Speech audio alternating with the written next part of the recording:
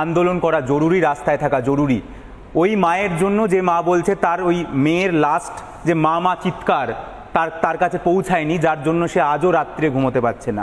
আমাদের এই প্রত্যেকটা জিনিসের জন্য এই রাস্তায় থাকতে হবে, কারণ অ্যাকচুয়ালি হয়তো যারা এটার সঙ্গে জড়িত তারাই হয়তো আমাদের সঙ্গে মিছিলে হাঁটছে, তারাই হয়তো উই ওয়ান্ট জাস্টিস বলছে। তাই তাদেরকে আমরা যদি আইডেন্টিফাই না করতে পারি তাহলে এর থেকে বড় লজ্জার কিছু হয় না, এবং এর পরবর্তীকালে আরও বেশি সাহস বেড়ে যাবে মানুষের।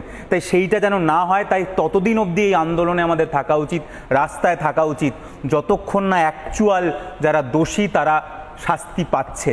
আদারওয়াইজ কিন্তু সব কিছু মিথ্যে হয়ে যাবে। বারবার আশাহত হচ্ছি, আমি জানি না যে কোথায় যাচ্ছে, তবে এইটুকু জানি যে এইবার আমরা যদি শেষ না দেখে বেরিয়ে আসি, যদি একবার ছেড়ে দিই, তাহলে কিন্তু সমস্ত দোষীরা এত আশকারা পাবে, এত সাহস পাবে যে আগামী দিনে এই যে তুমি বললে এরকম ঘটনা, আজকে মেডিকেল কলেজ হয়েছে, কালকে অন্যান্য জায়গায় হবে।